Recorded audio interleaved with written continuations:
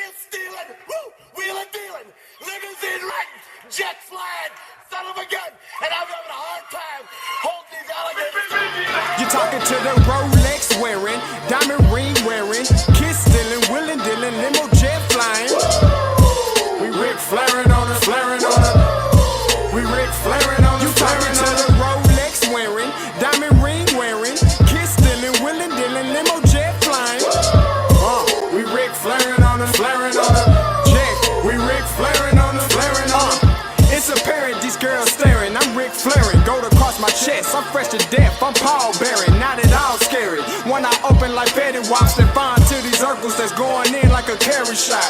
Woo! I'm going in like a Mary Pop off that Mary Crop at the top flow at the Marriott. So questioning me is like questioning you. See, we the best dressed, so come and get blessed with the crew. Not one but two, different ways to slaughter your crew. Commanded tat across the chest, I guess she blessed with the truth. People want to see them checks, representation of proof. Living through my elder, trying to resonate to the youth. But ain't nothing to get my flash on. Longevity is heavily embedded in my melanin. Layman terms, I last long. My grind repetitive, I'm smoother than real silk. Lyrical cash cow who can't cry over spilled milk. We in here. You're talking to the Rolex wearing, diamond ring wearing, kiss stealing, wheeling dealing, limo jet flying.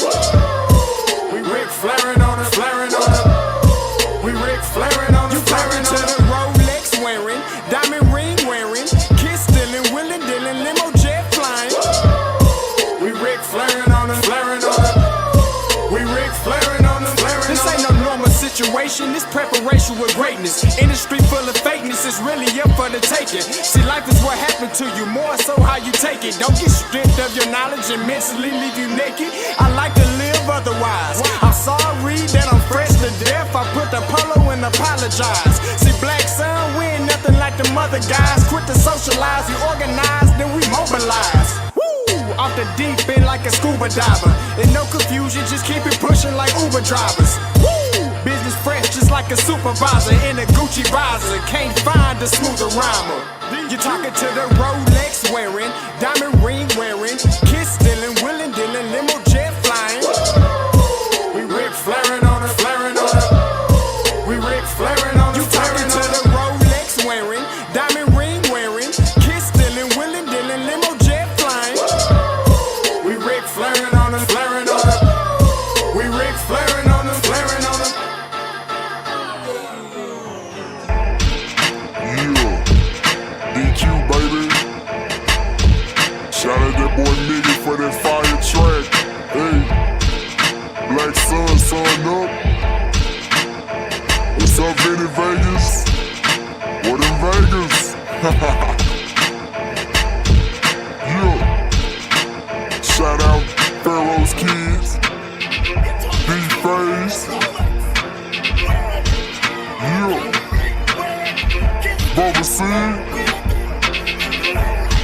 Yeah. Ric Flairing on them. Ric Flairing on them. Ric Flairing on them. Ric Flairing, son up, baby.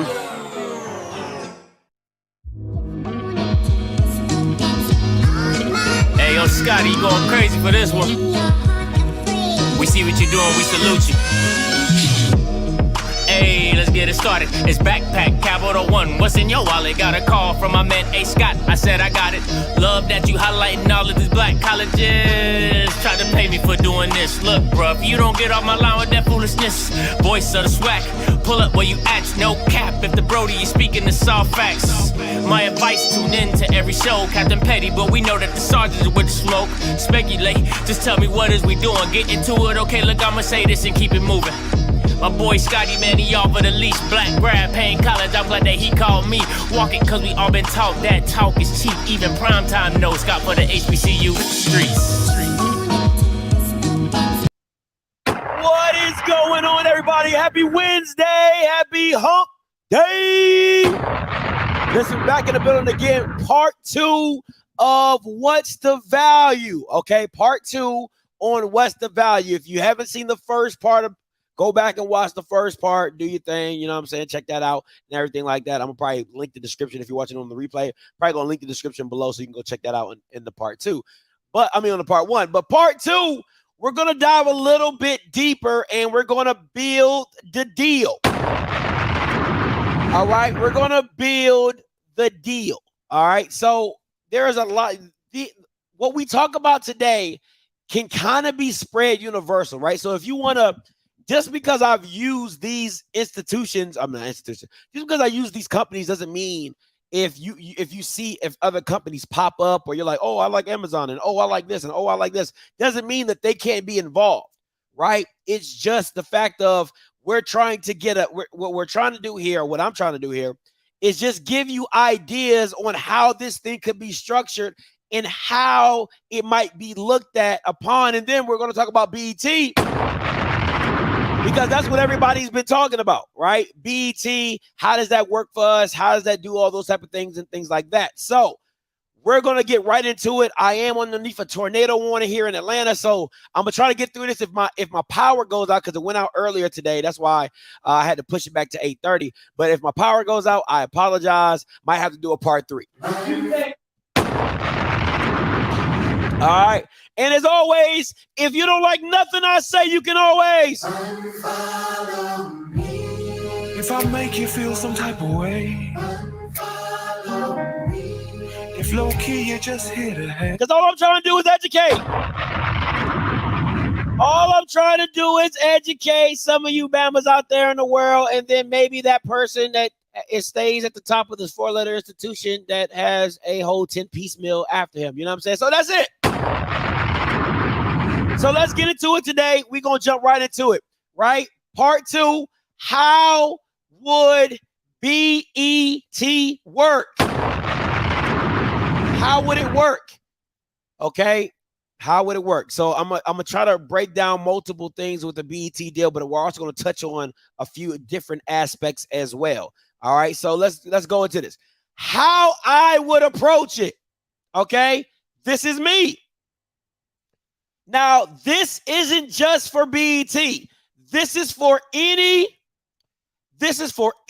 company looking to buy my games, right? So I am now McNugget. Right? Everybody says, Scotty, being commissioned ain't easy. Right now, today, I have dubbed myself McNugget. I hereby dub the Honorable McNugget. All right.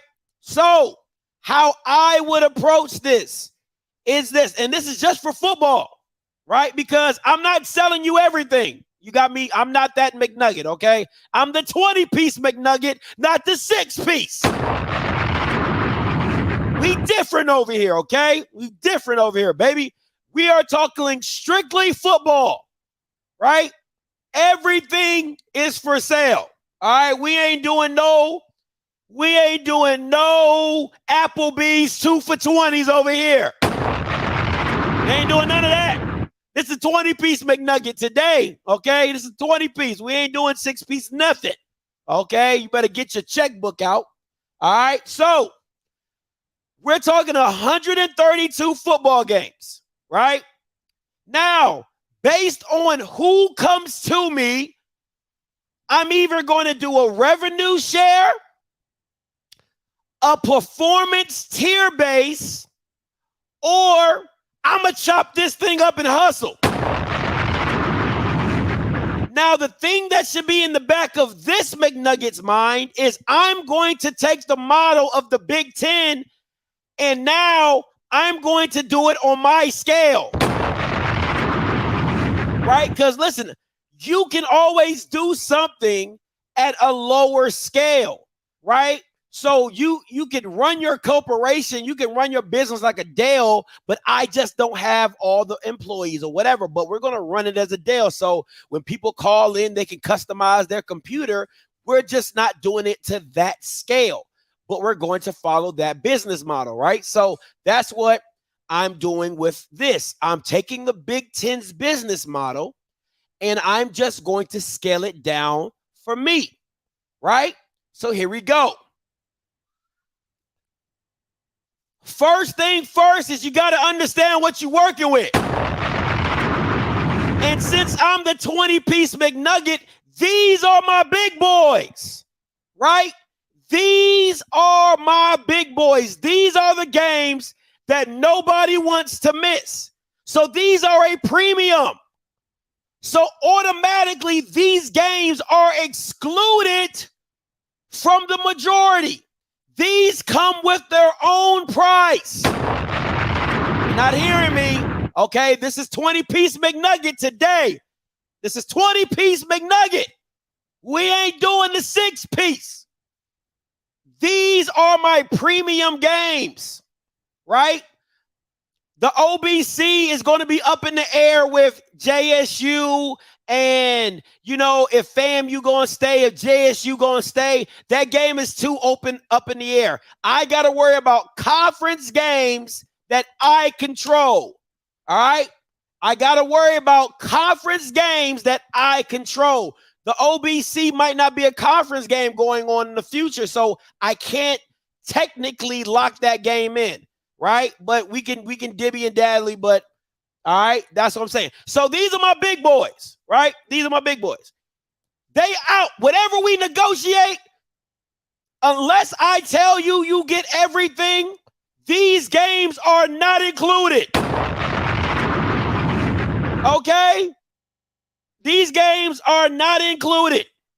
You know, like when you buy something, it says batteries are not included. These are the batteries, and they are not included. All right? So here we go. Now, so I'm thinking like this, right? I've taken those games out, right? Let's take the out-of-conference games out, right? I'm only focused on the games that I control, which are my conference games. So now I got 100 or so games to divvy out, right? So if you, like I said, you can switch any of these out, CBS with Amazon, Apple TV with whatever, right? You can switch any of these out. So these are not lock in step, but what I do want to lock in step with is HBCU League Pass, Apple TV, and BET. The rest of these can be switched out however you see fit, right? But the big three that I'm talking about right now today is going to be HBCU League Pass, Apple TV, BET, and stuff like that, but you can switch them out accordingly. Now, let's talk about Tyler, right? Let's talk about Tyler, because a lot of people need to understand when they say he owns BET. He is a majority. Thank you, babe. All right. He is a majority owner. He is not 100% nothing. I need y'all to understand this. Okay. I need you all to understand this, because when you see, let's just say hypothetically he does or he does not, whatever he decides to do, understand there are white people still on this payroll. Okay? He is not 99 or 100%. He's just the majority. So he has the final say so, but Viacom is just as much as involved with the day-to-day operations. So I don't want you guys to think like, oh, it's all Tyler's. That is not the case. Okay? That is not the case. He's just the majority owner of BET. But what I do want to show you guys is this. All right? As part of the pitch, BET is revealing the subscriber numbers for BET Plus for the first time.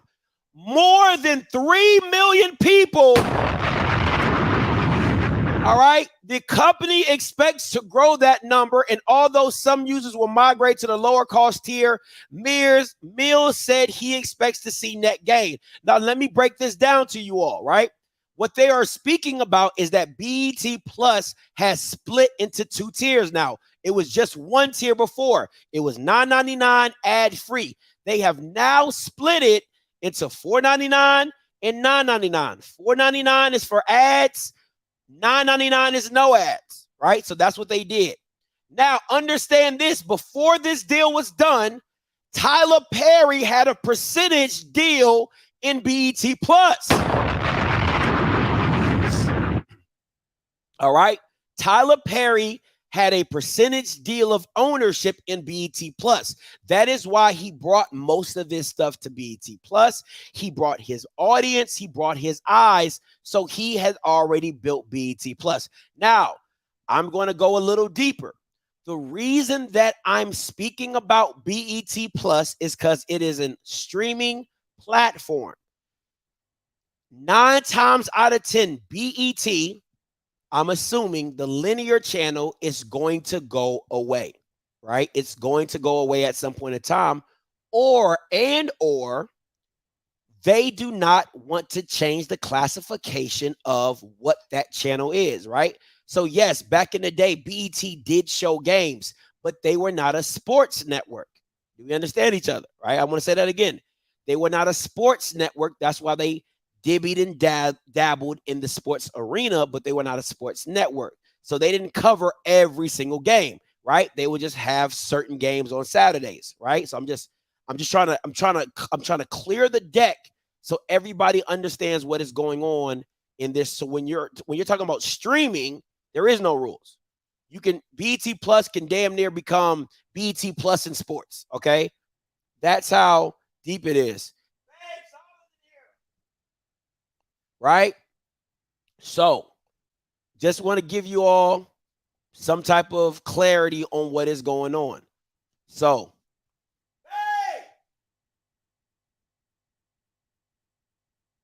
hold on, guys. My littlest one.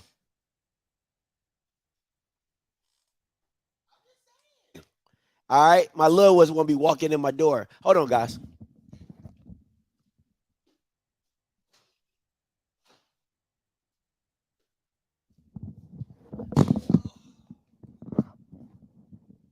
Reason number 332 or 33 of don't have kids, right? My littlest one kept walking through my door. All right, so I just want to make it plain, right? But understand, out of those 3 million subscribers of BET Plus, most of those came from Tyler Perry's audience, okay? So that just is what it is. Now, understand, listen, you got to dive really deep into this, right? Before I get into it. Tyler Perry's audience is what? And let's just call a spade a spade. Black women, men of a different origin, right? That is majority his audience. Black people in general, because there's black straight men that like Tyler Perry. I like Tyler Perry, no homo, you know what I'm saying? I like Tyler Perry stuff, right? But I would never buy BET Plus. That's just not my cup of tea of what he has on BET Plus. But I do love his old shows and stuff like that. But mostly his audience is black women, right? So you got to understand why they would make the jump to sports, because you bring in a different demographic when you bring in live sports, right? So let's get into it. All right, listen, I'm going to just keep it a buck with y'all. Listen, I ain't here to play with y'all. We know what it is, okay? We know what it is. Now, this is how I would negotiate this deal on one aspect, right? Now, if he wanted all the games, that includes the big boys, right? I'm going 15 mil for 4 years with a 25% revenue share, right? The floor is 12 million. Listen to me, okay? Listen to me. The floor is 12 million. If Byron is paying 12 million for secondary rights, the floor is 12 million. That's the floor, right?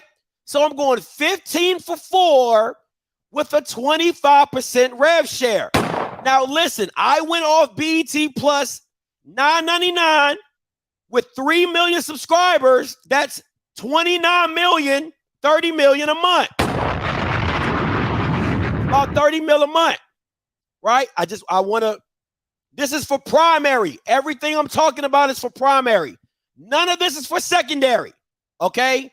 Everything is for primary. Byron Allen gets no say-so unless Tyler Perry does not want the game.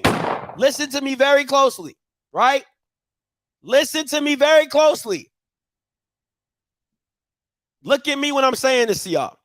Byron Allen has no say-so in any deal in the primaries. Why? He has secondary rights. So essentially, let me give you this, right? Let me give you this. Essentially like this. I could sell every single game to Tyler Perry and he not want any UAPB games, and Byron Allen gets all the UAPB games. That's how that works. So that's how that works. I just want to explain to you. He has no say-so in these primary rights. Remember, ESPN's contract is for primary rights. So what you're trying to do is you're renegotiating primary rights. Byron Allen has no say-so. I can't keep telling y'all this. Y'all got to get it together, right? This is how this works. No, rev share is not. No, it's technically in the second year, but rev share is after the first year, right? After the first year, it's a rev share, or you can go monthly, however you want, right? Let me break it down to you all. Here we go.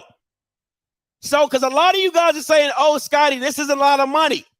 You got to understand how revenue sharing works. You got to understand it, right? Because it doesn't look sexy at first. It doesn't look sexy at first. But when you actually do the math, it benefits you. Okay? So watch. So let's say the swag adds 500,000 viewers in the first year, right? Or the first month. Let's say 500,000 people come over. I'm just giving you an example, right? That is 3.5 million subscribers. That's 35 million a month. If the SWAC gets a 25% rev share, that is $875,000 a month. Times 12 is another $10.5 million. So now your 15 million just became 25 million that year. And every year, if you keep adding subscribers and a fan base, your money continues to go up. You gotta listen to me. You got to listen to me, right? That is why rev sharing is so important. That's why I keep trying to explain to y'all why the HBCU Go deal is so trash. It's because you're essentially building an entity and you get none of the rewards of building it. The reason I'm telling Tyler Perry we need to do a rev share is because of this. You seen how HBCU, all right? You see how HBCUs have built ESPN Plus. You see how our fans, right, have built ESPN Plus. So essentially, they're used to being behind a paywall. So if you moved it over towards BET Plus, it's really not much of a change. Essentially, you get what I'm saying? Like you were paying $9.99 at ESPN, now you're paying $9.99 at BET Plus. So there's really there's a swap over, right? Now this rev share can be 20%, 15%, 10%, whatever the rev share decide, but you have to be a part. Now understand this, as the rev share goes down, the guarantee up front goes up. So if you hit me with a 10% rev share, because Tyler Perry's like, yo, I'm going to do work anyway. I really don't even really need y'all. I can sell this myself. I see a 5 or 10% rev share. Well, okay, then I need at least 18 and 19 million up front. You get what I'm saying? Like it goes as it trickles, it goes. So if I'm at 25, 15, 13, whatever up front, but if it goes lower, then I need more up front. You get what I'm saying? So it's essentially give and take on the revenue sharing. So if now that they're adding ads to the platform, if it's ad revenue sharing, right? Because you're a black owned, you're black majority owned company that gets a part of the Black-owned media space, right? So you're supposed to get more ads. You have Viacom, which is a white institution that understands how to get ad revenue and bring in ad money. So now you're getting more ad money because now you have live sports. There is a relationship that can be built into this thing, right? So let's say Tyler Perry is like, yo, F you, Swack. Like, bro, I don't believe you can do this. I don't believe you can do it. I'm not giving you a rev share. Well, let's talk about this. Let's go to a performance base. Let's go to a performance tier, right? So Tyler Perry can essentially say, listen, this is what I'm willing to do for you, right? For every 100K or for every, 60K, 100K that you bring in, I'll give you 5% rev share, right? So it holds it holds us accountable for bringing the eyes over, which is good business. I'm not going to pay you off something you think you're going to bring in, right? I'm not going to pay you for something you think you're going to bring in. You got to show me you can bring in 100K viewers, right? So for every 100K new people, new fans, new followers, or whatever that you bring in, right? You got to show me you can do that. So it got to go both ways, right? Tyler Perry has to say, like, you're telling me you're a super conference, right? Because I'm Scotty McNuggets now, right? I'm Scotty McNugget. So I gotta be what McNuggets said. We a super conference, right? So, but I gotta prove that we're a super conference. I got to prove that my viewership is there. I got to prove that. So it falls back on the SWAC to do promotions, to promote, how to get it, how to find it. All those things fall back on the SWAC because Tyler Slip is like, listen, I'll give you $15 million for 4 years for all of it. But the rev share only comes with every 100K that you bring in. Right? So every 100K, maybe it's a 5% rev share. You get what I'm saying? Or every 100K, it's a 2% rev share. That's just good business because I'm incentivizing you to bring as much as you can. But at the same time, I'm also protecting myself underneath the scope of being a super conference and you telling me that I'm going to bring eyes. You get what I'm saying? So there's a lot of wiggle room into this deal. But this is because people have been talking about BET and how that looks and what that, you got to understand, Tyler Perry has made a living off of getting high value, high revenue off low income stuff, right? And Tyler Perry has kept up with that model because why? He has Tyler Perry Production Studios. So now he does his own production in-house. He pushes out content like Lil Wayne in 2007 pushing out mixtapes, right? So because he knows his audience, Black women, male demographic, a certain male demographic, they're going to eat it up.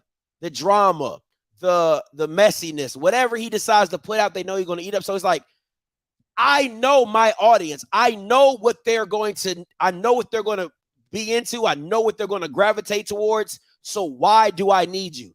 So you have to understand all those aspects to understand how this deal could work or could not work.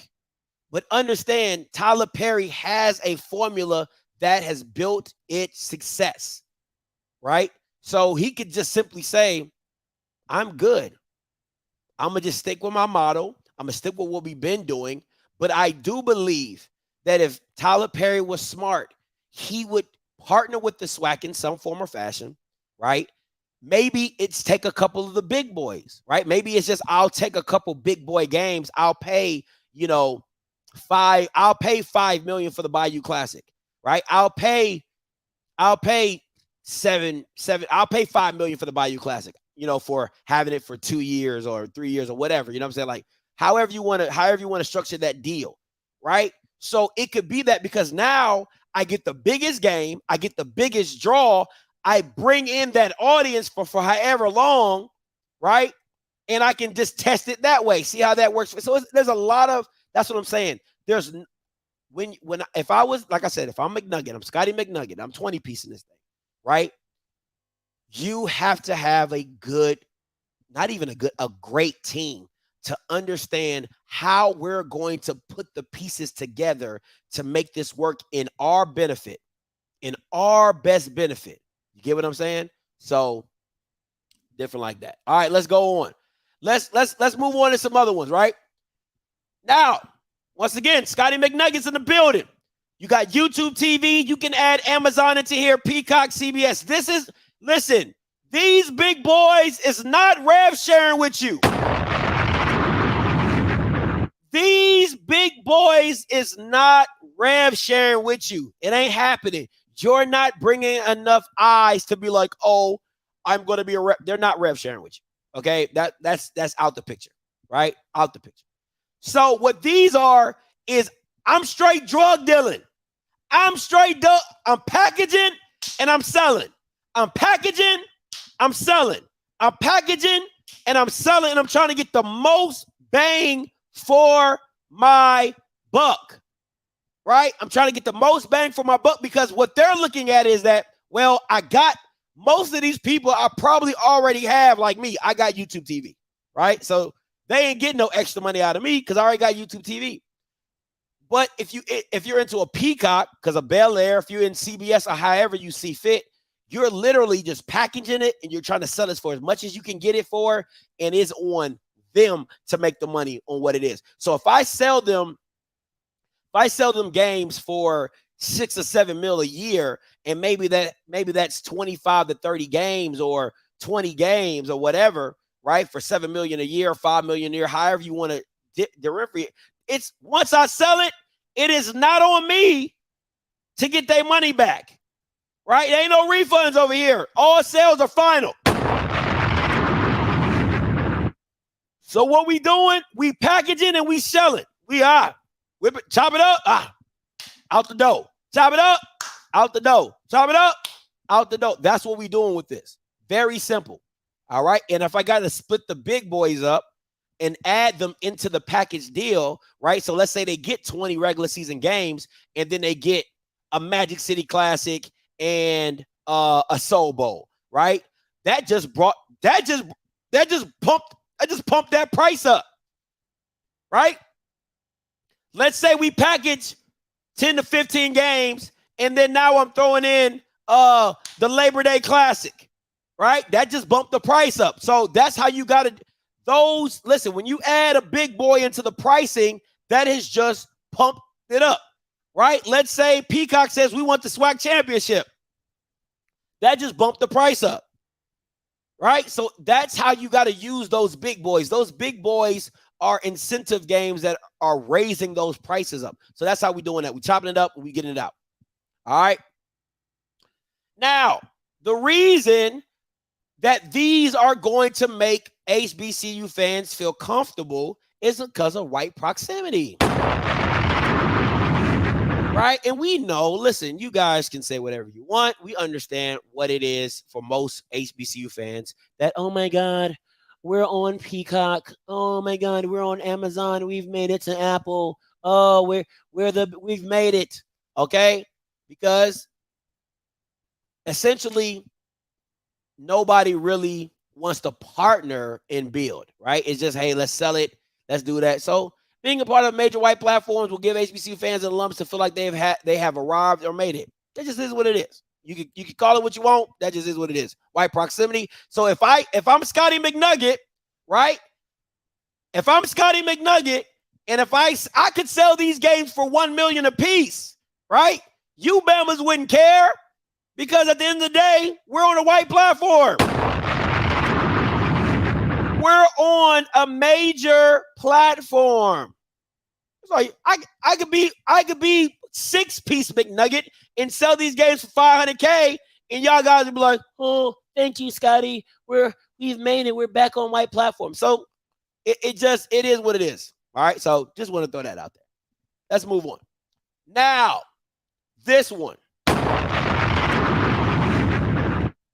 This one. This one is very, very, very tricky, but also very interesting, right? It's very, I'm telling you, this one right here could be very, very interesting. But with all the hostility that is there between them, being sued and not being sued and all this, this could be a very volatile relationship, but also could be very beneficial if both of the people get over their egos. But I'm Scotty McNugget. I don't have an ego. I'm about these dollars. I'm about these dollars, so let's talk about it, right? Now, this is how this could work. HBCU Plus is a free platform. It's a free platform. Black people love free. That is ad revenue based and is based on views. Right? Stay with me. So, if they went into a partnership of ad revenue, well, I'm coming out on top because I'm at least getting about 80 or 70% of that. Period. Right? Because I'm the big dog. I'm the SWAC. Right? You're getting these views, right? You're getting HBCU League Pass. HBCU League Pass Plus is getting great views, right? They got over 500,000 views for the GCAC baseball championship. So they're getting views, right? But I'm still the big dog. I ain't no GCAC, okay? Regardless of how many views you getting, I'm the SWAC. That's how I'm feeling. I'm Scotty McNuggets. Okay? This ain't 6-piece McNugget. This is 20-piece McNugget. Right? So I'm coming out of this deal with at least 70-30, 80-20. Period. Nothing less. 70-30, 80-20. Right? So the way that works is the more ad revenue they get, the more money is split to me. Right? So essentially, you got to look at, they probably won't have the upfront capital to give me a $15 million a year. Right? They probably won't have the upfront capital to give me a $15 million a year. They'll probably have to do 10 mil, you know what I'm saying? Something around there. Maybe 10 mil for 4 years.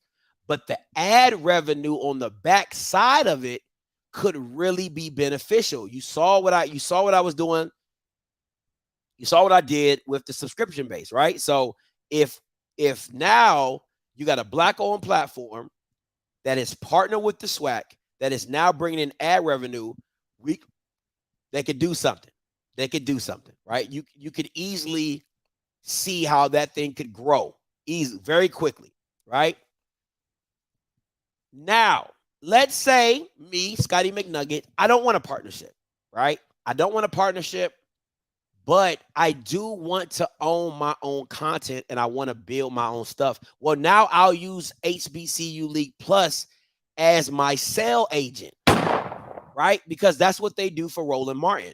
So for Roland Martin, they go out into the ad space to get Roland Martin ads and business, right? So I could essentially do that for myself, right? So I bring it all back, right? So the SWAC Digital Network is now my own. I own my content. Right? I maybe partner with a media company or anything like that, but all my media negotiation deals go through Listen, I'm Scotty McNugget. Listen, 20-piece, not 6-piece. I know my limitations. I know what I don't know, right?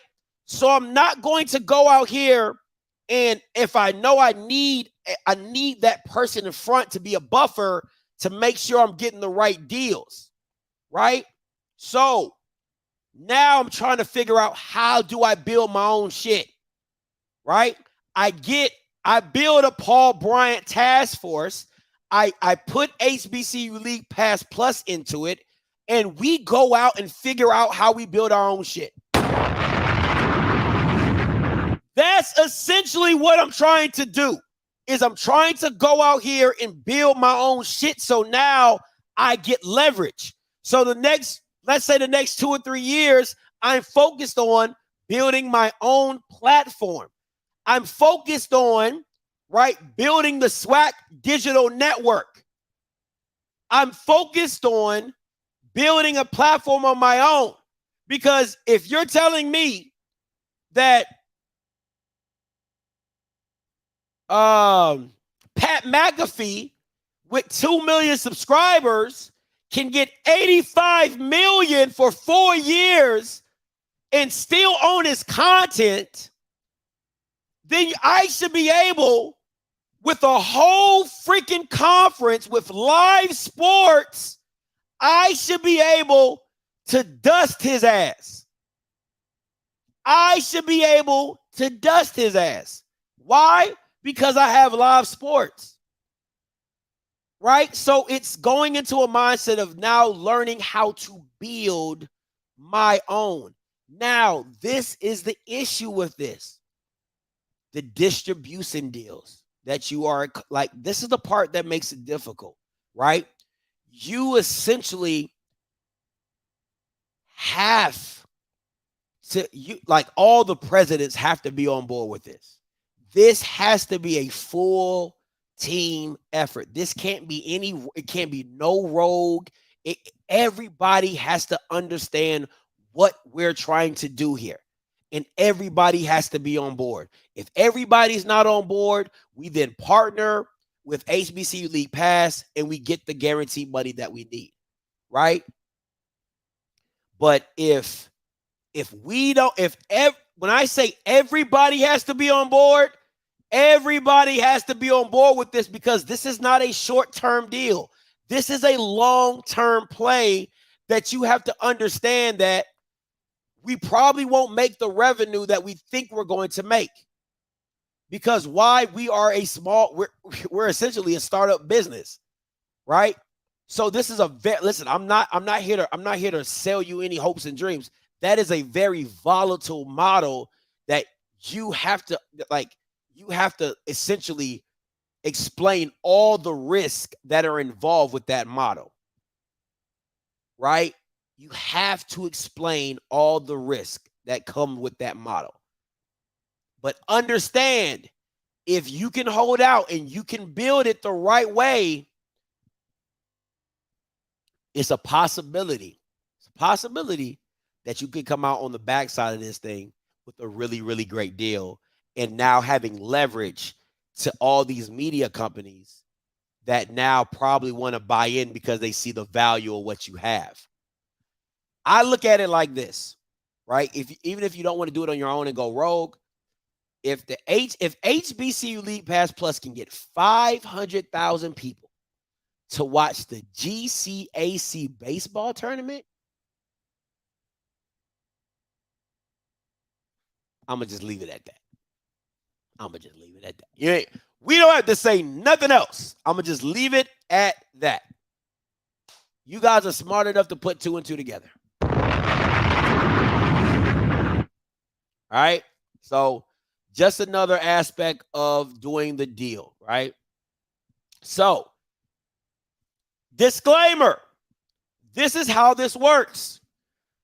Whatever is left over from the deals, that is what Byron Allen does with.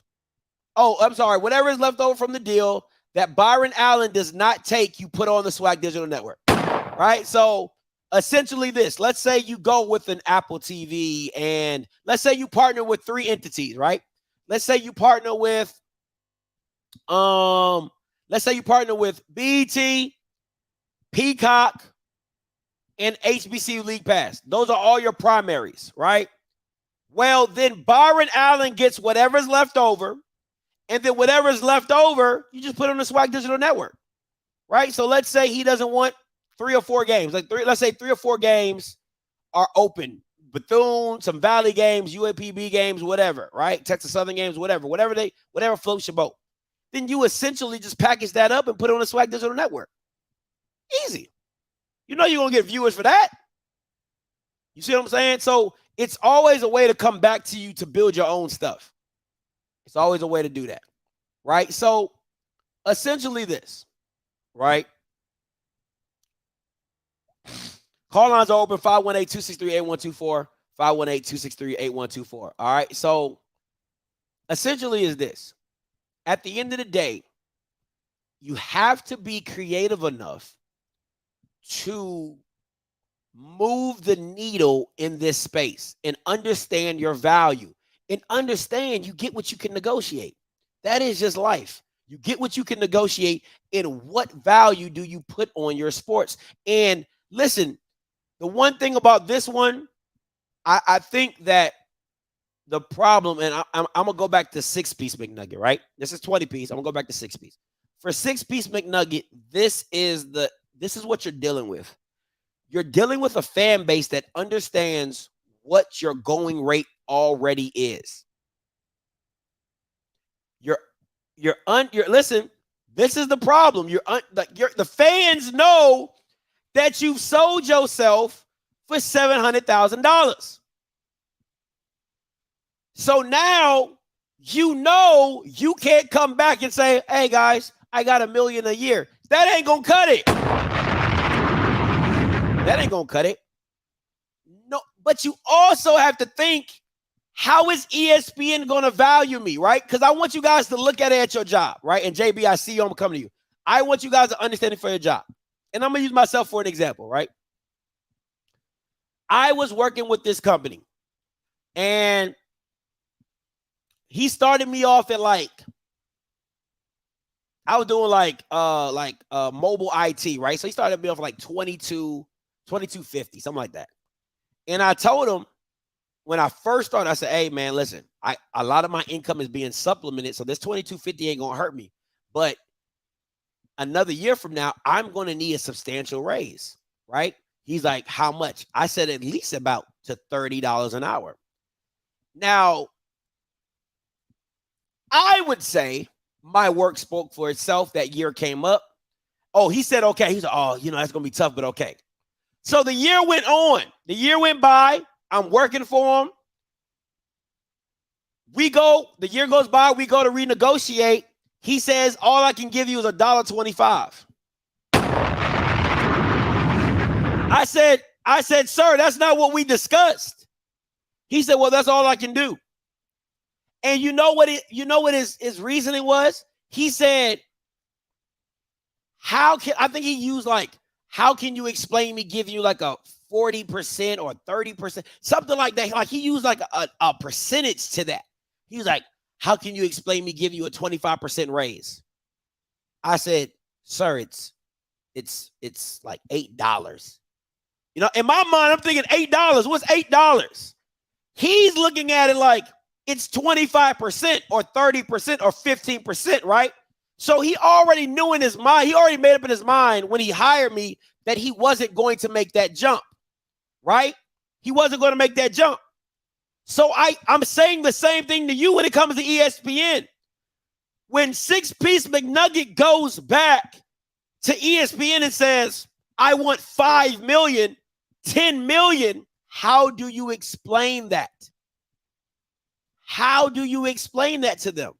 How do you explain that you want 100%, 125% increase? You get what I'm saying? Like that's the stuff that you got to think about when you're walking into these meetings, because ESPN has already pimped you out.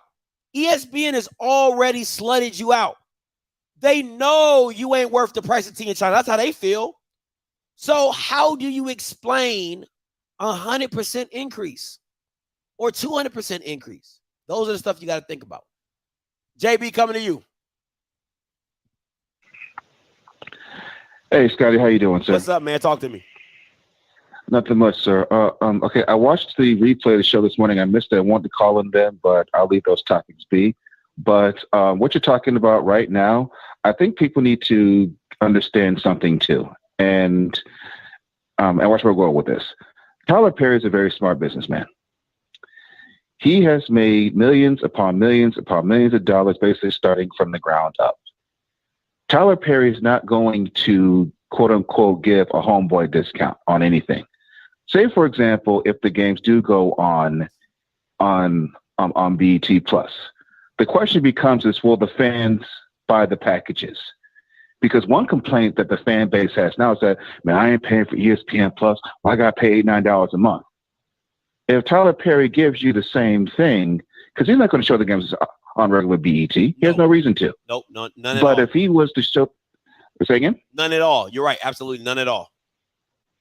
You know, all right. So now with the fan base, will they pony up and buy a subscription to BET Plus, or will they buy something for Peacock, or will they buy Apple? It still falls upon on the fan base to do their part, because for those people who won't remember this, when HBCU football was on in the 90s, one of the issues why I felt is because the fans were not watching the games. I mean, the viewership numbers are still, the verdict is still out in terms of what we talk about, what we're worth, versus do we actually support and will we actually have the eyes on the set to watch. I remember watching some of these games on YouTube television, and some of those games barely had several hundred views on them. You can't ask for the bank, for the barn, or for Tyler Perry to give you everything up front, no questions asked, based on what you think you are worth. And also, Tyler Perry did probably his homework also on what ESPN was paying you and whatnot. Once again, this falls back on the bad negotiation practices that McNugget had in the first place. If Tyler Perry sees that ESPN was only paying you a handful of dollars, etc., are people really expecting him to give out exponential percentages and raise just because he's a brother like us? I hope not. Yeah, that's real. I hope not. So whichever way that we go with this, whether revenue sharing stuff like that, the fans have to. It's going to cost us to step up from watching from a viewership point, from watching us to get in subscriptions. Guess what? If you got to buy BET Plus to watch our games, buy BET Plus. I know I will, because one of the reasons why I have ESPN Plus right now is because I'm watching all the American SWAC games that come on ESPN Plus FCS football in general. If the SWAC games and American games are moved to BET Plus or whatever Peacock, guess what? I'm getting Peacock or I'm getting BET Plus so I can support my product. I just hope that the fan base in general is willing to do the exact same thing, because you have an opportunity now. Now you have a chance to really show what you really, really worth. We can't do excuses say it's like, okay, well, this costs too much. I ain't doing this, I'm not doing this. So right now you don't have leg to stand on because of piss poor prior negotiation tactics and practices. And they're not going to give you something because of what you think that you're worth. Once again, Tyler Perry is a very smart businessman. He does not think that way. Well, think about it like this. It's not even just Tyler Perry, it's Viacom, right? So now you got a whole bunch. Too, exactly. You got to, because let's be real. How much, I won't disrespect Tyler Perry like that, but I think, let's say 60% of the business is handled by Viacom, right? Because they're like, yo, you know, we've been doing this for a while. You're the majority owner. We know you just want to make content and kind of just sit, whatever, whoop-de-whoop. So Viacom is really the ones running the show. So it's a white man sitting in front of you and you explaining what you are and what value you bring to BET Plus. So let's not act like it won't be a hard negotiation. But the thing with a negotiation is it's either twofold. You can get a rookie deal, right, and build your value up through the rookie deal, or you come in and you try to get what you feel your worth or your value is. But understand, if you go a hard bargain, understand they can easily say no. So it's like, how beneficial do I see myself? Do I want to be on BET Plus? Right? Do I take pennies and go back to ESPN? You know what I'm saying? So it is what bothers me about the SWAC is they don't even try. That is the thing for me, right? It's like you don't even try to see what your market value is. You haven't even never hit free agency in the last 20 years. Well, actually, Scotty, I think there might be reason behind that also. I think, and see, I'm just speculating right here. Maybe the reason why they haven't is because deep down they may know what they're worth and they're afraid of being told what their actual value is. Because once again, like you said, no, numbers don't lie. If you're talking about this, well, it's like, okay, but based upon the views and everything else, this is what you're worth based upon this right here. I'm not going to give you a top deal based upon about what you feel you deserve. It doesn't work that way. And so you know that too. Yeah. I mean, it's like, I think that for us is that it's about us all of us doing what we need to do to say, you know what, we deserve this, and we're going to put. But guess what? If Tyler Perry says we'll give you this initial deal, but you have to do this, and this, meet those conditions. Guess what? You meet those conditions, and then some. Then you go up from there. It's just like someone coming in from the minor leagues, get that rookie deal, and then you get the big payday. But no one's going to come in fresh out of college, per se, and get a 10-year, $300 million deal to play any kind of sports stuff like that. It doesn't work that way. You have to be able to build up and show that you're really worth it. The only issue to me is this, is that I believe, I'll say this. If the SWAC moved to another entity that was a subscription base, I think you at least bring 200,000 people with you. Now, do I think that is as good as it gets? No, but I think they will bring a minimum of 200,000 people. Easy, like off the rip, 200,000 people. Do I believe it should be more? Absolutely. Right? I just naturally believe, I mean, if you add 12 schools and you talk about over 100 years of tradition, there should be more than 200,000 eyes, right? But you just got to, I'm taking it at the low end. I think you can get 200 people to move to any entity. So you have a base of 200,000 people naturally moving over to wherever they see fit. And then you just grow it from there. But do we have 200,000 consistently supporting the product now on a weekly basis? That's the question I will follow back up with. That would be my, I think that would be the only counterpart. Is this consistency no matter who's playing? Because I see 200 grand if FAMU's on, or if Jackson State's on, or Southern on. Are we getting 200K if Texas Southern, say, is playing freaking Howard in a non-conference game? Are we getting 200K if Prairie View is taking on Arkansas Pine Bluffs? No offense to either of those schools, to those fan bases. I get you. Exactly. I mean, the other thing is too is that and so I'll take off on this. Trying to broadcast sports is expensive as well. Disagree. It's a different kind of stuff you got to do. So guess what? I disagree. If you're going to fork over all these extra monies to showcase sports, it's a risk on them. Also say, okay, now I'm bringing out stuff to have live sports capabilities, and the fan base may or may not even come. I disagree. Right? So it's not expensive. Okay. It's not expensive to broadcast the games. Why? Because the schools are broadcasting them. What you watching on? Okay, so streaming. Yeah. Okay, so what you watching on ESPN? Okay. So literally, Tyler Perry can take the same model. That's what I'm saying. It's such an easy transition because Tyler Perry can take the same model and move it to BET Plus.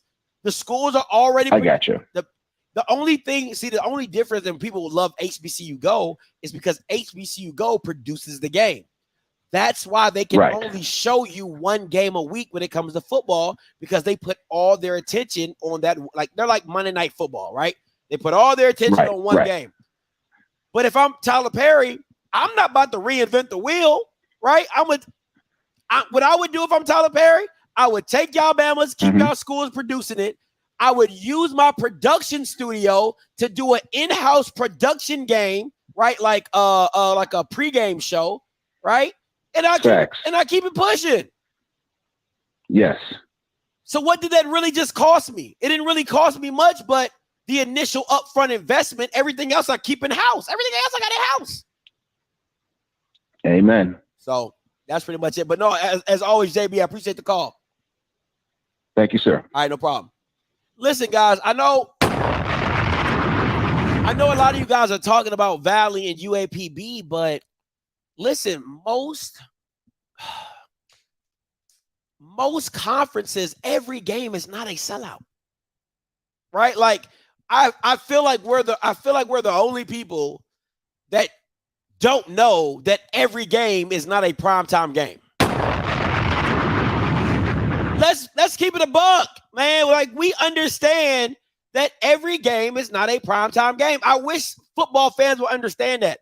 So the fact that you're like, oh, is people going to tune into UAPB and Valley? No, they're not. Are people going to tune into Vanderbilt and Kentucky? No, they are not.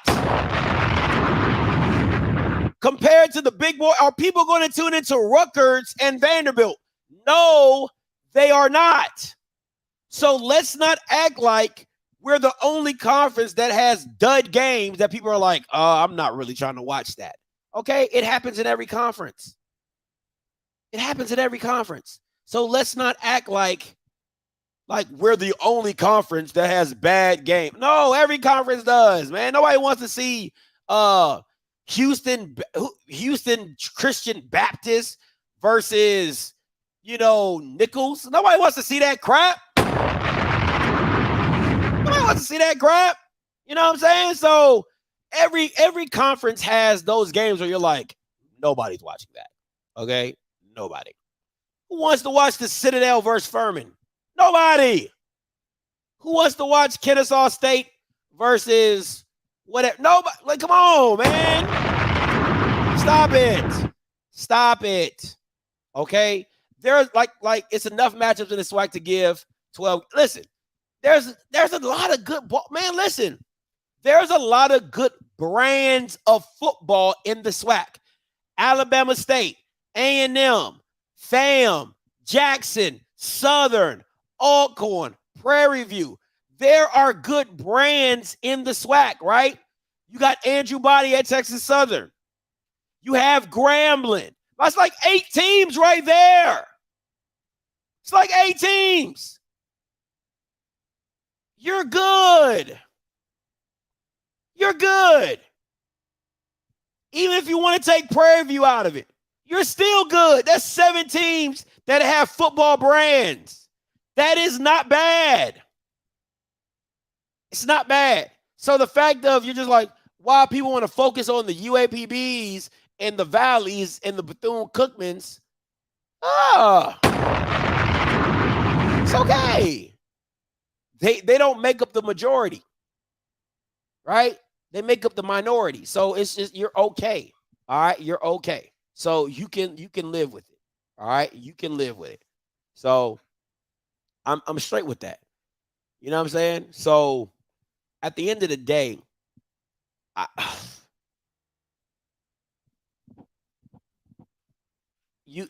the end of the day, you got to understand that the only way you see a value is getting out of listen, okay. Let me say this. The SWAC needs to be a black girl getting, no, I won't even say a black girl. The SWAC needs to be a woman getting out of a relationship. Okay? That's how the SWAC has to look at themselves, right? The SWAC has to look at themselves as a beautiful black woman getting out of a 20-year relationship. What happens when black women get out of a long-term relationship? They want to get right. They want to go to the gym. They traveling. You know what I'm saying? They going to Bali. You know, they hanging with their girls. They living their best life. Where was, like, the guys like, yo, where is this energy when you were dating me? Right? Where was this energy when we were together? You didn't want to go to the gym. You didn't go walking. You didn't want to go travel. But now you want to be all fancy. That's what the SWAC needs to be, right? They got to step away from ESPN and get back right. All right? Got to go out there and got to go hunting. Got to put makeup on and got to see what you're working with. All right, coming to you, Herb. Hey, man, what's going on, dude? What's good? I think folks ain't really getting it. I mean, the more eyes and the more platforms we have content on, you know, that's where the money's at. Facts. And I think conferences like the SWAC, MEAC, not only do they have to really focus on that, but they have to focus on really controlling their own content. And what I mean by that is that, I mean, just looking at SWAC football as an example of HBCU football, if you go out on YouTube right this very minute, you'll find a ton of archival content out there, going back decades and decades in terms of active games, features, all sorts of stuff. And people are viewing that shit on pardon my language, viewing that stuff for free on YouTube. You know what I'm saying? No, I get you. That stuff is valuable, man. Yeah, it's valuable. It's the same thing with band footage. And I'm a band head. Yeah. I marched in the SWAC band. I think when we talk about whether or not we're going to value what we are, we have to have enough common sense to understand that we can't simply put our eggs in one basket. So yeah, BET's out there, but so is the NFL Network, so is the NBA Network. That's good. So is Apple. So is and I mean, I know for a fact, having talked with those guys on behalf of HBC Digital Network, that NFL and NBA, the NFL Network and NBA Network are dying for HBC content, game content, band content. I know the NFL Network is still trying to get, more classics so they can showcase bands and stuff like that. So, it's about the people that are in leadership having, the wherewithal and, being forward thinking enough to understand that this is a new day and age in terms of media. This is a new way of doing business in terms of media. And more importantly, we have to modernize how we view our own content. Yeah. Hey, Herb, I love you got me thinking about, if you put your stuff on multiple platforms, you allow those platforms to now be your mouthpiece. Right? So the things that you don't do well in marketing, they do. Right? So, yeah, man. And I think go ahead. Yeah, you could. I mean, you couldn't be you couldn't be any writer about that. And I think that's the key word right there, is marketing. I mean, that's the key word right now for the SWAC, for the MEAC. And it goes beyond sports. It's how we market our content and our product. The value. Part of the value is what we see on the field and the product that's on the field when people, tune in on Saturdays. But the other part of that value is how we market our content. And, there's a very distinct correlation in terms of how we view how the bigger conferences do those sorts of things. You look at some place like the Big Ten Network or the Pac-12 Network or something like that, you got games and content on there that you probably wouldn't think twice about in terms of looking at. Yeah.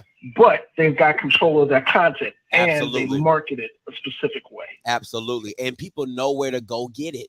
That's the biggest thing. And man, Herb, you preaching today. That's the biggest thing that has always bothered me. Got you.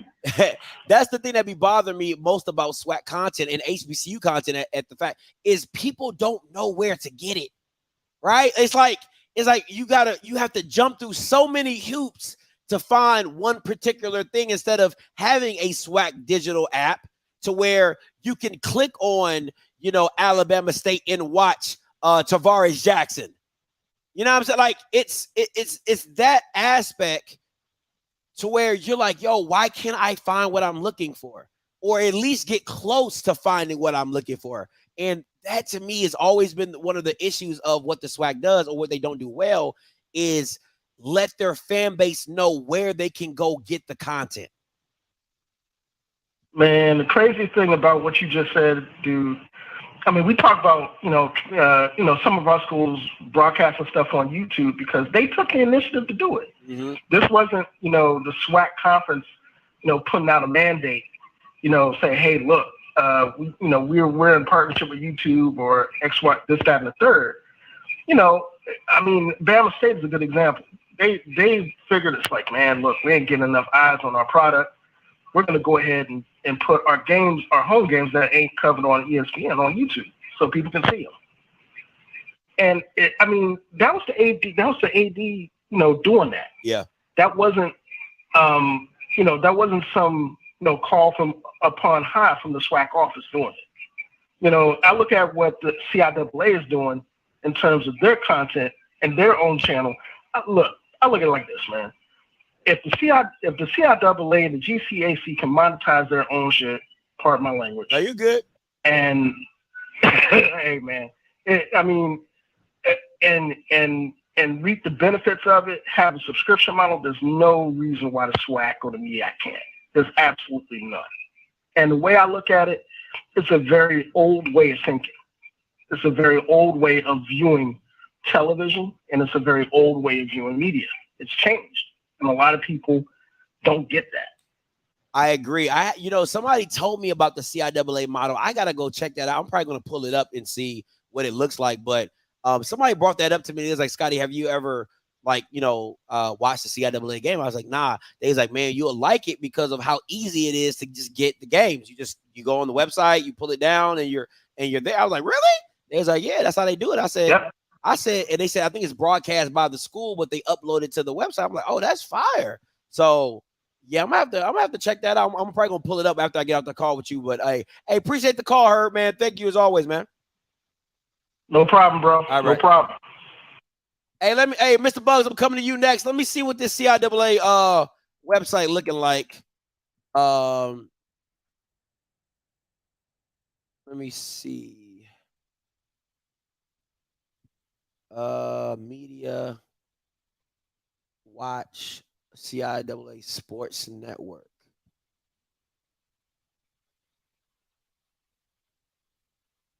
Oh, hey, this is dope.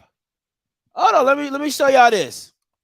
This is pretty fire. I ain't even gonna hold you. So this is what it looks like. All right, so essentially, you can go here, you pay for it, search broadcast. It got live, upcoming, recent, live the legacy. You know what I'm saying? Instant legacy. That is fire. That is dope, man. Like, how do you Mac Attack video podcast? Like, got all the school sites on here. This is fire. I like this. This is different. Let me see how much this costs. Purchase access. Oh, never mind. But that's not bad. I ain't gonna hold you. I ain't even know. That's hot. I ain't even gonna fake on you. That's hot. Hey, Mr. Bugs, coming to you. Scotty, what's going down, brother? You doing all right? I'm doing all right. How about yourself, sir?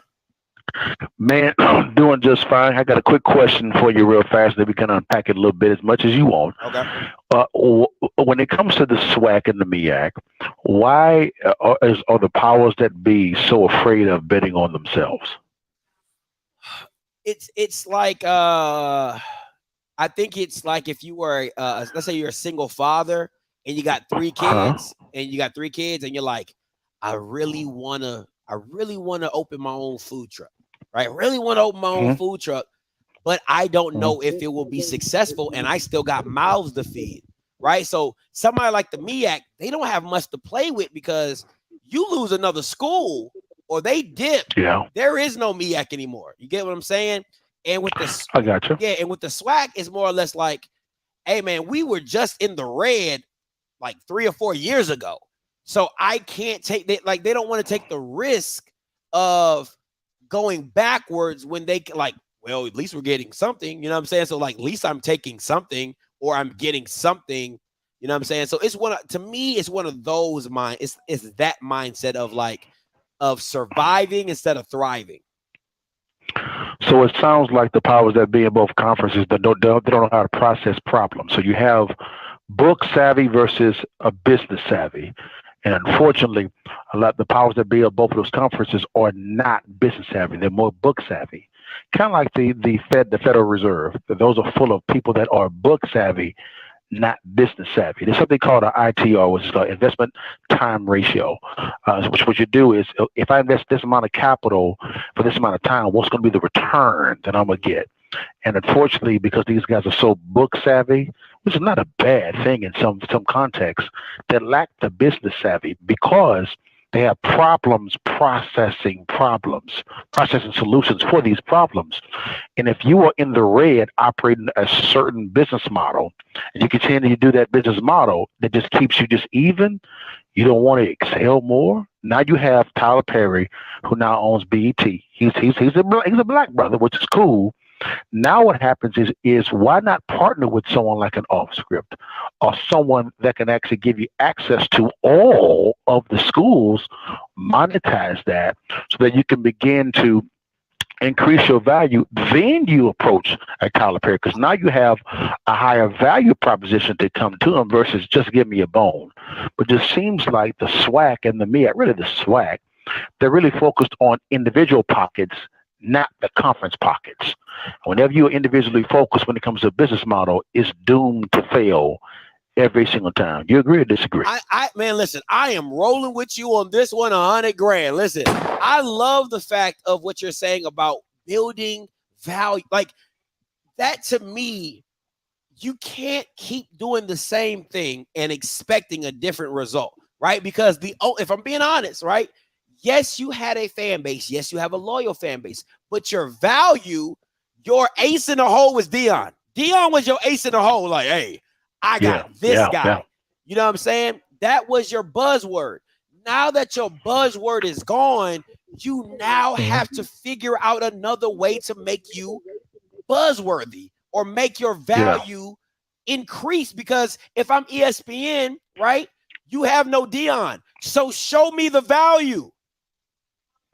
There's no value at all, period. Show me why I should pay you more than $700,000 when you are back in the same place you were when you signed the extension, when you just got FAMU. Okay, maybe you signed the deal before FAMU and Bethune-Cookman got there. I'll give you that, right? So now you've added 2 schools, you've added a premium.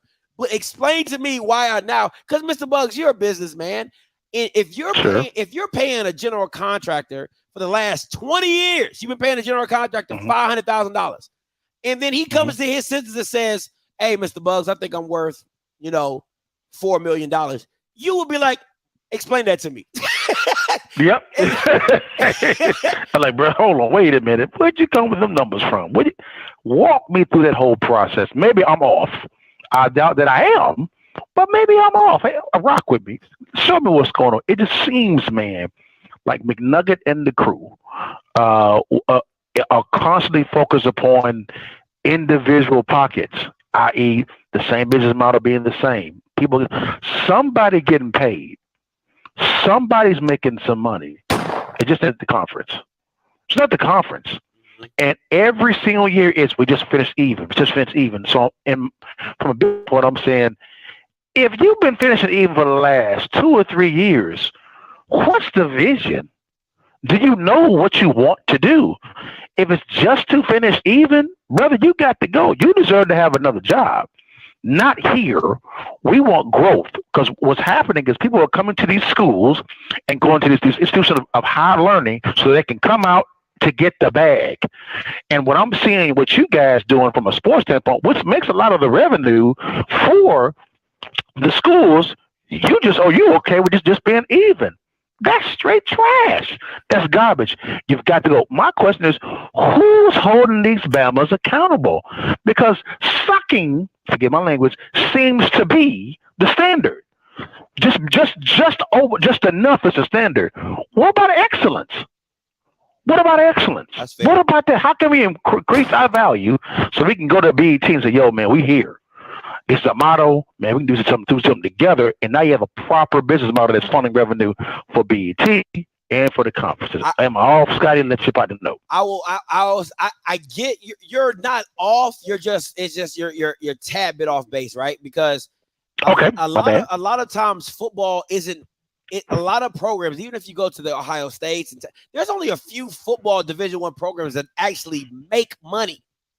That are actually in the black individually, where they come, where they like. So what I mean by individually is like their revenue and their expenses, right? But what the conference does is it supersedes that with the media money, and then that infuses them to now be in, plus state funding, of course. But now that infuses them to now have a surplus, because when each school is making $100 million, like a good example, I think I saw the D1 Division I expense reports. I think Ohio State was like $255 million, and their expenses were $257 million, right? So it's like, so they're losing, But when you get $100 million a year on top of that, you winning. Yeah. So, yes, sir. You know what I'm saying? You're winning. So at some point in time, the part of the conference now becoming that third leg to stand on becomes more important. You get what I'm saying? So that's the part where they have to hold themselves accountable. Yeah, but let's give it a band though. A lot of these universities have endowment accounts. These endowment accounts are just huge hedge funds, and they're making money hand over fist in endowment accounts because all the money they're bringing in is tax free. They're 501c3. Let's give it a band. They're making some bread. Now you're right when it comes to debits and credits. That's fine, but when you're getting a student loan money as well, and then all of a sudden you get this other revenue as well, and then the money's flowing to your endowment, that's a lot of money through. Now, that's for the Power Fives. But for the HBCUs, I get it. I think that's more evidence that we as a conference have to generate or put together business models that actually generate revenue, because we don't have the luxury that an Ohio State or Texas actually has. Yeah. We actually got to do some work. Yeah. We got to do some work. We got to get more creative. And that's why I think Black people are so pivotal, because we're some of the most creative minded people on the planet. Let's tap into the creativity so we can all get the bag. Absolutely. Does that make sense, Scotty? No, I 100% agree with you on that. And I think the biggest frustration to me, Mr. Bugs, I'm going to say this and I'm going to let you respond, and then I'll let you know. My biggest thing is when I hear people say, well, I don't see Black people changing anytime. Like, I hate that. I hate that excuse. I hate that, because the one thing I know about a Black person, if you show them something different that wins, that works, oh, we jumping on that. Like what? You said that? Because I get it, right? If a Black person is going through an experience that they're like, oh, this has been this for so long. But if they see an opposite and they see it be successful or work, then they're going to join in like everybody else does. It's no different than when your cousin tells you, hey, man, I'm selling insurance. Man, all right, yeah, whatever. You doing a little quickie, all right, whatever. He comes back pushing a Benz. Hey, you still selling insurance? I try to put y'all on. Hey, how can I get on? That's just what it is. That's how Black people get down. Let's not play this game. So when people tell me, oh, our people, we really don't change. And no, you change for what you see works. And if you show people something that works, they were willing to change. And that could be any school. So that's why I'm rooting so hard for Alabama A&M, because they said, listen, we're going to bet on ourselves, right? We're gonna put on the Magic City Classic ourselves. We're gonna put a team together, and we're gonna show you what it does. So if they succeed, now all the other schools are gonna be like, "Hey, how you do that?" You ain't never lied, man. I love the move by Alabama A&M, and I just say this here, man. Then I'll log off, man. Thanks so much for the time. Anytime, Mr. Bugs. For everybody on OffScript. And everybody that listened to the replay, Scotty, we coming. We gonna fill in the gap. We coming. Y'all keep watching that dial. We coming. Scotty, man, thanks so much for the time, brother. I appreciate you, Mr. Bugs. Hey, listen, Mr. Bugs. Hey, listen, I'm telling you, you're talking about a smart, savvy businessman. He is putting on a free real estate course if you're interested, right? This Saturday, all right? Investing in real estate, how to create wealth in real estate. You can sign up at, here we go. Sign up at cashflowclub.biz. It is free, right? Cashflowclub.biz. It is free this Saturday, right? 1 o'clock Eastern, 12 o'clock Central. Sign up, Cashflow Biz, and I'm telling you, you can't get anything better. 0851, then KP coming to you. 0851, you live.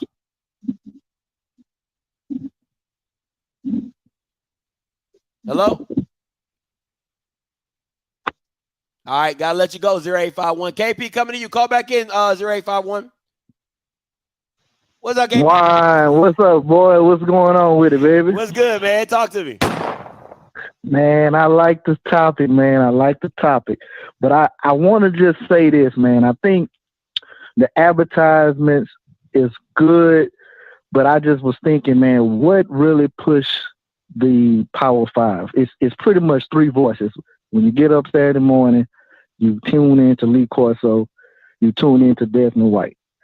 That's what pushes the Boston College versus the Navy game. We don't even know nothing about those two teams. They could be non-players, no 5-star players, but just them talking about the game makes you be like, all right, let me check out this 6-1 Boston College. So that means I'm saying that to say that the SWAC needs a voice, whether it be you, Blue, Swackafool, get y'all in the studio, partner with BET Plus, and have an HBCU game day so y'all can push the games and highlight the players. If you got a UAPB 6-1 and you guys are talking about the quarterback, you guys are talking about the defenders. I love it. Okay, let me check out UAPB. You know what I'm saying? I love it. So go ahead. No, I love it. I absolutely love it. I think, listen, man, at the end of the day, it goes to say that you have to put your own product in the front. Like, listen, when I went to that college game day experience, right?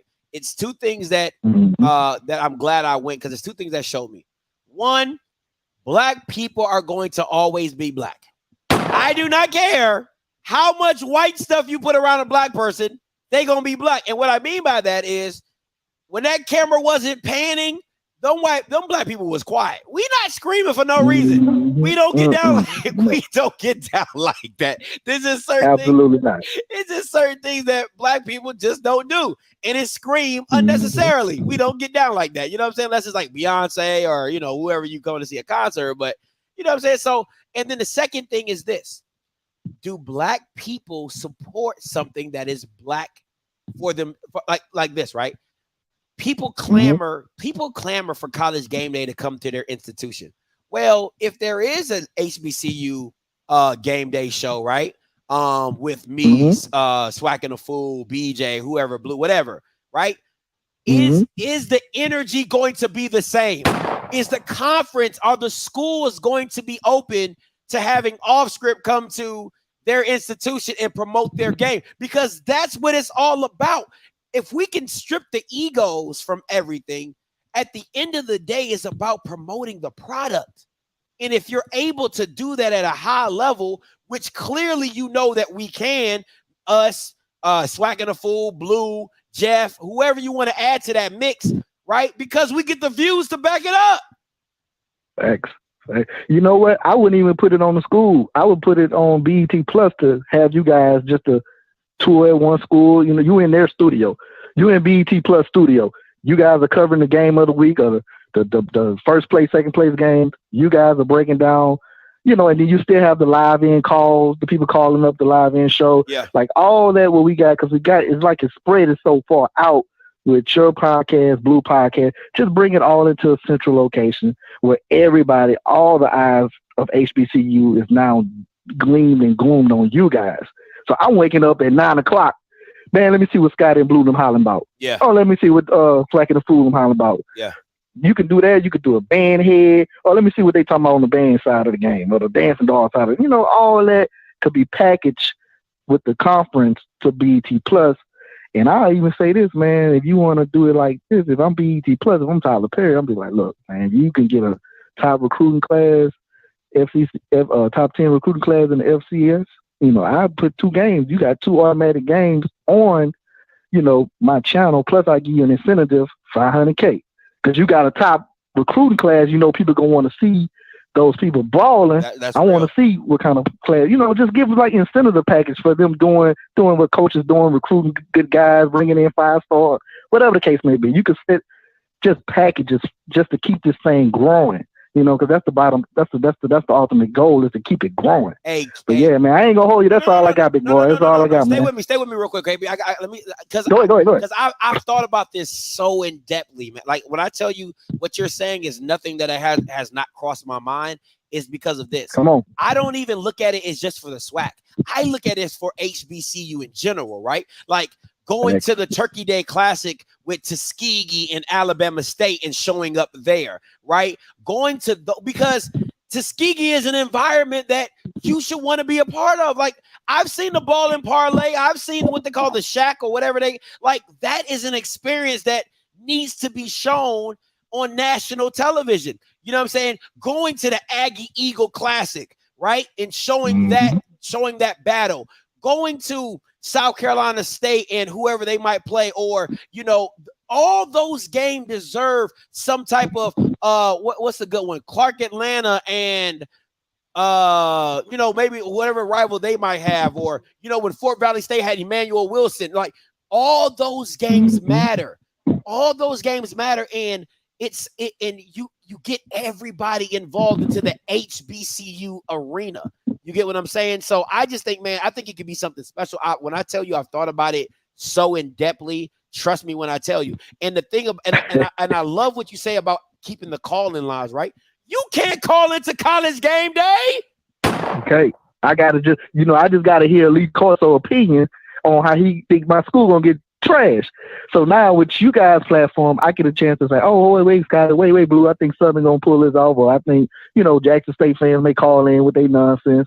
You know, it'll give more live action. You'll get more eyeballs. You'll get more people want to tune in. Even if it's messy or even if it's positive, you still got those eyeballs. And to piggyback on what you said with the Tuskegee, I never seen the atmosphere, so I would be wanting to tune in just to experience and see that, you know, what they doing this day, you know, just how they move around on this day when they got their classic. You know what I'm saying? But I'm telling you, man, like, think about it like this, right? Because I can't say we got to think outside the box and then I try to build an imitation of College Game Day. That ain't black people. What you see at College Game Day is not black. It's not. Mm-hmm. So you have to do it the black way, and the black way is swag. It's fan engagement. Like, you know what bothers me the most, KP, is when I see that white people tailgate on College Game Day. I'm like, you Bama's don't be cooking. Don't be cooking nothing. You know, people be looking dry as I don't know what. They looking dry. The ribs be dry. The chicken be. I be like, who eating that? You know what I'm saying? Look, So it's terrible. Dog, I'm telling Kate, you don't like what you're talking about is something I have talked about, and trust me, I'm telling you, I got some stuff working. But at the end of the day, to me, I 100% agree with you, because I think a black College Game Day is necessary. It is absolutely necessary, man. And I think if you make it your own and you flip it and have fun with it, there's nothing that can compare to it, because why? There's nothing that can compare with black culture. Absolutely. And you kind of really cutting, and you also cutting some of your ads down, because now I don't have to watch and run commercials. I can just wait till the show come on to see that you're going to broadcast the game of the week, or my team playing such and such. I can wait. Oh, Valley playing Bethune-Cookman. Y'all talking about this kid. He's this and that. Oh, let me check him out. You know, they go broadcast. They come on at 5 o'clock on BT Plus. I'm gonna check it out. Yeah. Just because y'all put some sauce on the kid's name. I never probably wouldn't have heard of the kid if I hadn't heard from you guys talking about the kid, because we ain't doing Cookman not spotlighting the kid. They not shooting, and that's Southern too. We not spotlighting our kids like your Bamas and your LSU and all that. But you got a voice. You guys blew. Oh man, this kid here, he running. He close. He about to be on this 100-yard fifth game running. His fifth game running 100 yards in 5 games. Y'all putting that out there. So damn, let me go check this dude out. Let's see if he do 6 games in a row running 100 yards. Yeah. Stuff like that, man, to keep us engaged as a fan. That's pretty much 30% of the battle won right there. If you just get a voice, platform, and you guys at the round table just shooting the shits and just talking noise, talking football. Absolutely, man. You know what I'm saying? I love it, KP. Appreciate the call as always, man. Thank you so much. For sure, man. All right. Hey, 0851 coming to you. What's going on, Scotty? Great show. This is Royce in Houston. Just to piggyback on what the last caller was saying, remember when Alcorn played NCCU in Atlanta? Yeah. That whole pregame show had who was that? Migos performing before the game. Audience was like 3 million viewers for that one game. And I'll be honest, I went to Alcorn, but Alcorn NCCU, they don't really have the biggest fan base in the world, and still pulled in almost 3 million viewers. So, you know, that's part of the negotiation of the deal. It was a shame that the commissioner got a deal with ESPN and didn't require them to create a show about the SWAC. Yeah. They're not maintaining our audience. So, but what you were saying earlier was pure gold when you were saying about, BET with the shared revenue. Now, one way you can piggyback and make that actually work. Let's say the SWAC as a whole increased their ticket price $20, but you get a $10 discount if you sign up for BET Plus or validate your account at the online purchase point. Now you can hit those metrics, but you can't just throw it out there and say, okay, we're gonna hit our metrics, and you don't increase your marketing revenue. And the SWAC commissioner doesn't uphold standards across the board for SWAC. Mm-hmm. You'll never hit those metrics. So he got to do his whole job and not just part of the job. Now, it was a travesty that happened beginning of last year's football season.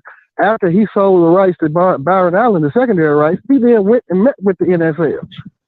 What are you doing meeting with them? And you already sold the first and secondary rights. So, if anything, out of this divorce that may be coming from ESPN, maybe we do end up on the NFL Network, because at least now he knows that there's a potential off on the deal if he had some rights left to give, some games to sell. Yeah. But you threw out the $15 million rant.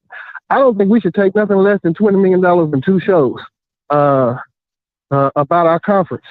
I just don't see why we would take less than $20 million if you're going to go to the NFL Network. They have the money. And part of your due diligence when you sign a deal with somebody, you know what their net worth is, so you know what to ask for. But see, hold up though. Let's keep it a buck. Like it's easy to just throw out these numbers, right? But when I was really doing research, it really made me think as a owner. I now know what ESPN was paying you. ESPN was paying you $700,000.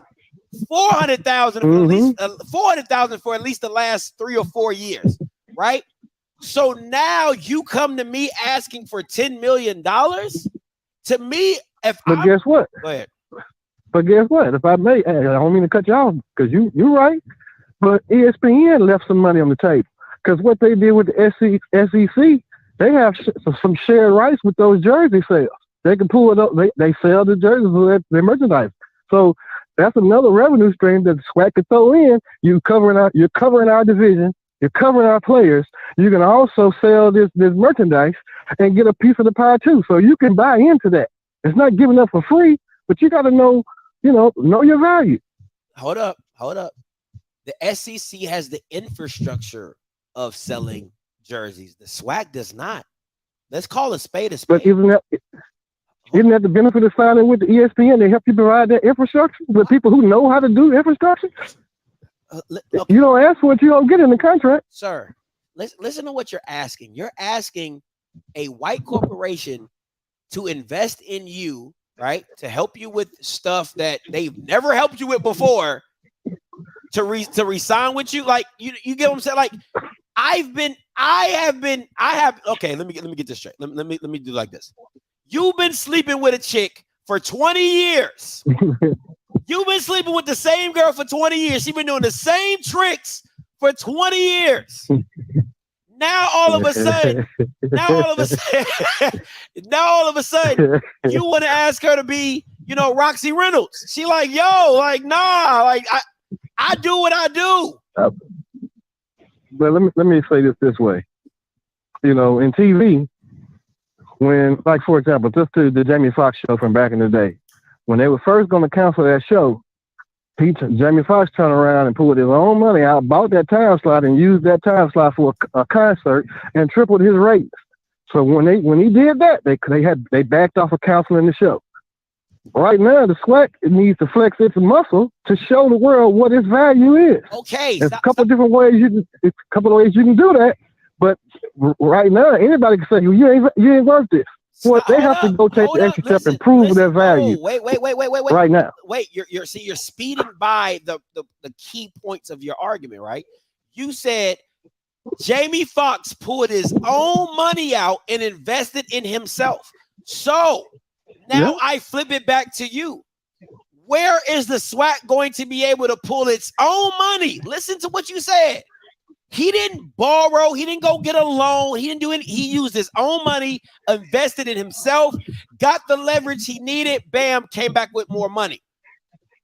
The SWAC, what? That means they might have to walk away from a TV deal and put their own games on the network because it's a lot cheaper to put your own games, create a network, than it is now that the streaming and online is a thing, it's a lot cheaper to do it than it was in the 80s and 90s. It's a lot cheaper to do it now. Listen, sir, I'm not saying that it's not. All I'm saying to you is there has to be a third party into this to help the SWAC bring in money because they are not accustomed to doing that. The Dr. McNugget is not accustomed to doing that. So you're asking them. But their third parties out there just sitting and waiting on the phone to ring. You got Shaq, you got Michael Jordan, you got all these rich black people that's out here talking about how much money they got, but he ain't calling none of them. Listen, so that's also part of the commissioner's job to go raise money to create new opportunities, is it not? I'm not saying it's not, but you're comparing a single bachelor to a parent with 12 kids. You can't move the same, right? Like when me and Key, when it was just me and Key, we get up, we go here, we fly, we there, we that. Now that I got my 3 kids, we can't move the same. So you get what I'm saying? So it's with the SWAC, you get what I'm saying? They cannot move the same when you're talking about one individual person looking out for them compared to a commissioner looking out for 12 kids.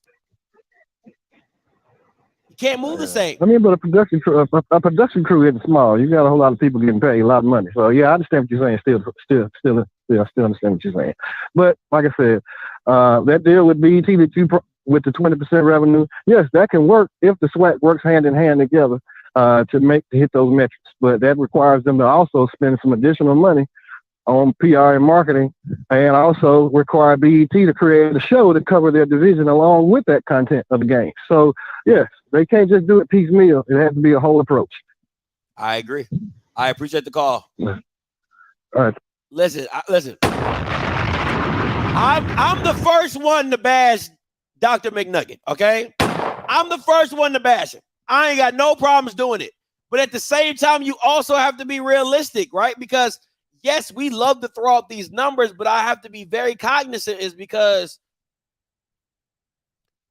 when I started looking at, when you look at stuff as a business owner, we have to stop looking at stuff as an employee of what we can get, right? As an employee, you're looking at it as like, what can I get? What am I trying to get, right? But when you flip that on the other side and you look at stuff as a business owner, you're trying to get the most bang for your buck.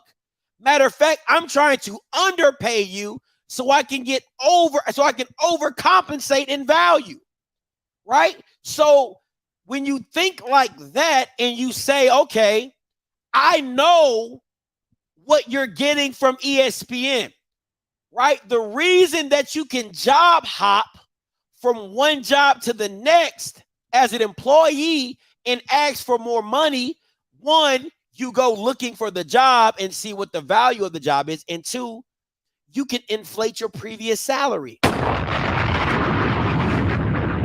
right? You can get your previous salary. Like can you tell me what you were making at your last job? I was making $75,000, knowing you was making $50,000. That's why you here, right? So it's that. So if I'm a business owner and I know what you're making, I know what you've accepted. Okay. I'm going to get you with a Kevin Samuels, right? I'm going to hit you with a Kevin Samuels. I know y'all like, damn, Scotty, how you go? Kevin Samuels would be like, when he used to talk to the women be like, he'd be like, how old are you? I'm 35. You have any kids? I have 3. All right. So what are you looking for? I'm looking for a high value man that makes over, $500,000. And Kevin Samuels is like, okay, yeah, okay, that doesn't make any sense. Yeah. So what am I bringing to the table? I'm bringing me. Oh yeah, and I'm celibate. So this is what Kevin Samuels says. Okay, you've already had 3 kids, so I know it's been used before. Now you expect a high value man to wait and not test the fruit that has already been tested with 3 kids. right? It's the same thing with the SWAC. And what I'm saying to you is you got to look at it as a business owner. You got to take your fan hat off and put a business owner. You have been getting slutted out for $400,000 for the past. You've been getting $25,000 or 200. Yeah. You've been getting like 25K increases every year. And you've been okay with that. You've been okay with that. Now, all of a sudden, you gonna come over to me, Apple, BT, Amazon, and you gonna ask me to pay you $15 million. When I know you was only worth $700,000 last year.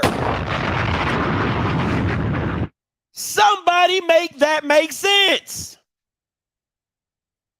If any of you owned a business, you'd be like, hell no, I'm not paying you that. I'll give you $3 million. Take it or leave it. You go to another company. I'll give you $4 million a year. Take it or leave it. Because that's the price of doing business with you. Because I know you was happy getting $700K. You was happy being the third baby mama, right? With a man with 6 kids. You was okay with that. So now all of a sudden, you not okay with a guy making $80,000? It don't make sense. It don't make sense. And I know I'm just hitting y'all with a whole bunch of analogies right now, but I just need y'all to understand. That's all I'm saying. I just need y'all to see it from a business aspect. Yes, you have a market value.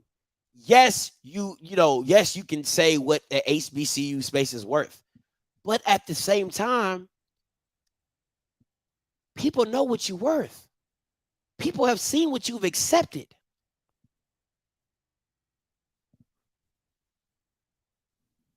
That's all I'm saying. So, but call me Freddy Krueger, call me the bad guy. You know what I'm saying? I got to keep it above. I got to keep it above. That's why you always have to push. That's why it's so important. Why? That's why if you look at it, and I'm going to give you another analogy. That's why when NFL players have a chance to set the market, they do that. So the next guy makes more money. The next guy makes more money. The next guy makes more money, right? You keep pushing it. You keep pushing it so that the minimum is higher than the last minimum. But the SWAC has been so content on getting the bare minimum that their minimum is so low that if you did, I want y'all to think about this. And I hope I'm doing the math right, right? Think about this. Think about this. If ESPN offered the SWAC 100% increase, hey, we'll give you 100% increase. That is $1.4 million. It's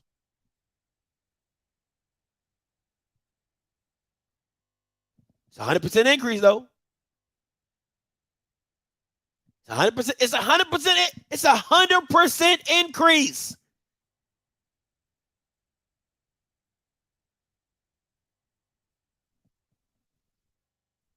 What up?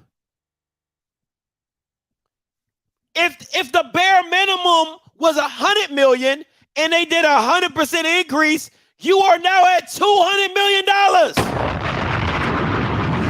See the difference? You see the difference. So even I'm just keeping a buck with y'all. Even if the SWAC came up to me and say, "Hey, we deserve 10% of the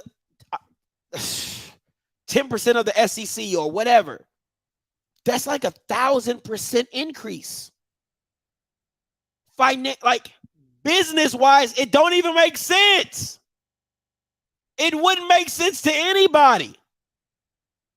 If I'm ESPN, get out my face.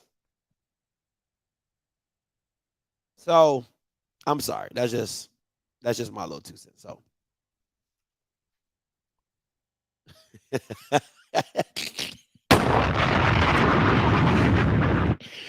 you know what I'm saying? So that's what it is. Think about that. Think about that. When you stop looking at it as a fan and look at it as a business owner, and imagine if an employee came to you and said, "Hey, I'm making $10 an hour, right? I now want to make $100 an hour." You would be like, "Why? How did you even come up with that number?" That's essentially what we're asking the SWAC to do. It's essentially what you're asking the SWAC to do. With no leverage. With no leverage. So, oh man, it's gonna be a tough one. But listen, guys, I appreciate everybody's time. I thank God that the tornado stayed away. So that's been my time. Don't know the next time I'll be on here. You know me, I just jump on here randomly. But listen, until next time, you know what I'm going to do. I'm going to holler. God bless.